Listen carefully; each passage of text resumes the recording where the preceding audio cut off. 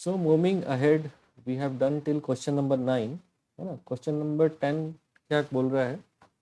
Will the sum of angle in a quadrilateral such as the following one will be 360 degree, है ना. तो नीचे एक quadrilateral दिया हुआ है, इसमें बोल रहा है कि क्या इसके sum of angles in quadrilateral 360 degree के बराबर होगा, है ना. इस quadrilateral A B C D quadrilateral के सम ऑफ इंटरनल एंगल, मतलब angle A plus angle B plus angle C plus angle D, will this be equal to 360 degree. So we have to prove this by geometric reasoning as well as by constructing the figure and measuring, है ना. तो एक तो geometric reasoning से prove करना है, तो geometric reasoning से प्रूव करना आसान है, सिंपल है. इसमें क्या करेंगे, we will draw a diagonal of this quadrilateral that is B D. एक डायगोनल हमने बी डी ड्रॉ किया.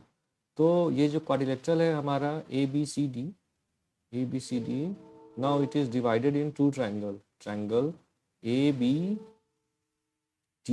triangle ABD, and triangle, second one is triangle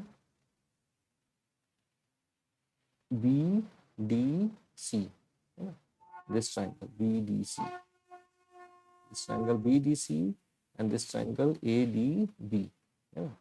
So we know that sum of internal angle of all angle in a triangle is 180 degree. So the sum of all angle in this triangle ABD is going to be 180 degree, and sum of all angle in triangle BDC will be going to be 180 degree.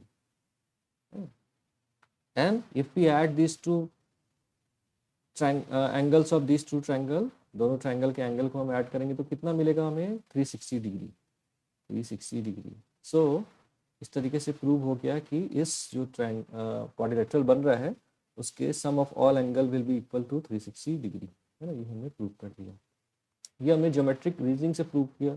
अभी भाई construction and measurement आपको prove करना है, तो आप same, एक तो ये ट्रायंगल कंस्ट्रक्टेड है, आप इसको कंस्ट्रक्टेड है तो कंस्ट्रक्शन करने की ज़रूरत नहीं है, आप सीधा इसको मेज़र कर लो, इसके एंगल्स कितने, this angle, this angle, this angle and this angle, कितने आप मेज़र कर लो तो आप पाओगे कि ये 360 डिग्री है.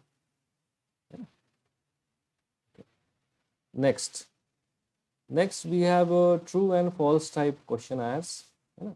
State whether following statements are true और फॉल्स, justify your answers, है ना. तो you have to state whether it is true and false, and you have to also give justification for your answer, why you are saying true, why you are saying false, है ना. सही क्यों है, गलत क्यों है, ये भी आपको समझाना है.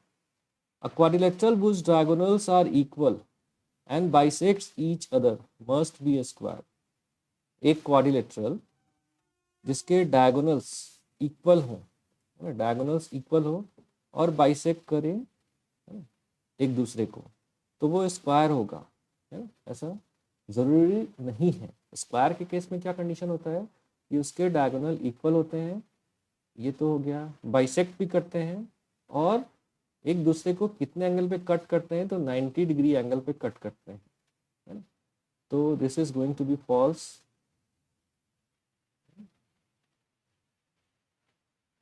Next question is saying a quadrilateral having 3 right angle must be rectangle. एक कोई क्वाड्रिलेटरल है जिसमें 3 राइट एंगल है ना, 3 राइट एंगल. तो हमें पता है कि 1 2 3 आर राइट एंगल, तो दूसरा एंगल भी जो फोर्थ एंगल है वो भी राइट एंगल होगा, क्योंकि 3 राइट एंगल का सम कितना हो गया, 90 इंटू 3 दैट इज 270. हमें पता है कि टोटल सम ऑफ क्वाड्रिलेटरल कितना होता है एंगल का, तो 360. सो जो फोर्थ एंगल बच रहा है उसका सम कितना हो गया, 90 डिग्री. तो फोर्थ भी जो है वो भी 90 डिग्री होगा.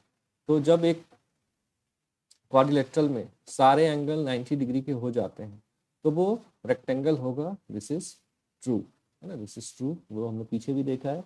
और अगर उसके सारे साइड्स इक्वल हो गए तो वो स्पेशल काइंड ऑफ रेक्टेंगल हो जाएगा, मतलब वो स्क्वायर हो जाएगा, है ना. तो अभी तो इसमें बस इतना पूछा है कि सारे 3 एंगल इक्वल होंगे, मतलब 3 एंगल राइट एंगल होंगे तो वो रेक्टेंगल होगा. हाँ, क्योंकि चौथा एंगल भी राइट एंगल होगा. A quadrilateral whose diagonal bisect each other must be a parallelogram. Quadrilateral जिसके डायगोनल एक दूसरे को बाइसेक्ट करें, है ना, एक दूसरे को बाइसेक्ट करें तो वो पैरेललोग्राम होगा। एक दूसरे को बाइसेक्ट करेंगे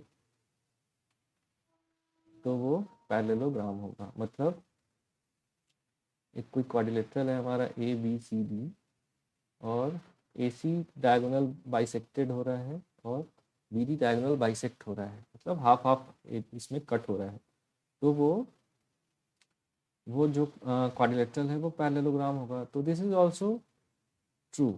पैरेललोग्राम की प्रॉपर्टी हमने देखा था, ये रहती है कि उसके डायगोनल जो है वो एक दूसरे को बाइसेक्ट करते हैं, है ना।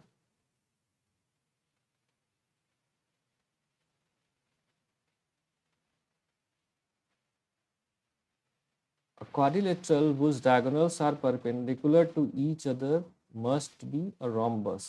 A quadrilateral whose diagonals are perpendicular to each other, है ना, एक कोई क्वाड्रिलेटरल जिसके डायगोनल्स आपस में परपेंडिकुलर हो, है ना, डायगोनल आपस में परपेंडिकुलर हो तो वो रोम्बस होगा, वो रोम्बस होगा। तो सिर्फ ये कंडीशन देने से हमारा वो रोम्बस नहीं हो जाएगा। डायगोनल्स आपस में परपेंडिकुलर हो, है ना, डायगोनल्स आपस में परपेंडिकुलर हो और एक दूसरे को बाइसेक्ट भी करने होने चाहिए, और है ना, डायगोनल आपस में परपेंडिकुलर हो और एक दूसरे को बाइसेक्ट भी करें, है ना, बाइसेक्ट भी करें, तब जाके वो हमारा रोम्बस हो पाता है। सिर्फ परपेंडिकुलर होगा तो इससे हमारा वो रोम्बस हो ना हो ये गारंटी नहीं है। तो this is going to be false, this was true. A quadrilateral in which opposite angles are equal must be parallelogram। एक कोई quadrilateral जिसका अपोजिट एंगल अगर इक्वल हो गया, सारे opposite angle, this opposite angle is equal to this angle and this opposite angle is going to be equal to this angle, so it is going to be a parallelogram। yes, it is true that opposite angles of parallelograms are equal, है ना। जैसे ही opposite angle equal हो गए तो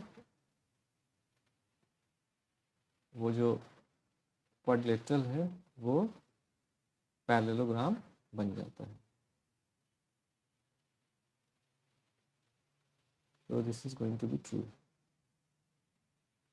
A quadrilateral in which all angles are equal is rectangle। A quadrilateral in which all angles are equal is rectangles।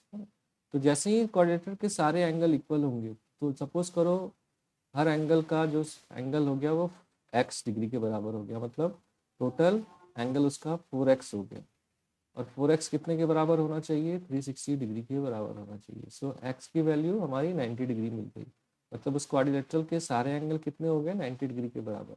जैसे ही सारे angle 90 degree हुए मतलब वो क्या हो गया, मेरा क्वाड्रिलेटरल एक रेक्टेंगल हो गया, है ना। Isosceles trapezium is parallelogram. Isosceles trapezium, है ना, आइसोसेलेस ट्रेपेजियम इज पैरेललोग्राम। नहीं, जरूरी नहीं है। आइसोसेलेस ट्रेपेजियम क्या प्रॉपर्टी होती है कि एक pair of opposite sides parallel होते हैं और ये जो दो अपोजिट साइड्स हैं वो इक्वल लेंथ के होंगे, है ना, तो बस इक्वल लेंथ के होंगे, they are not parallels. So this is false, है ना, this is false. Okay, hope this is clear to you, है ना। And next there is some summary related things, है ना, we will discuss it in next class, है ना। तो अभी हमारा क्वाड्रिलेटरल चैप्टर फिनिश हो गया है ना। आपको कभी भी किसी तरीके की डाउट रहे तो हमारे व्हाट्सएप ग्रुप ज्वाइन कीजिए, वहाँ पे आप कमेंट कीजिए, है ना। I am always ready to help you, है ना। Motive of this channel is basically to help student, है ना। Thank you.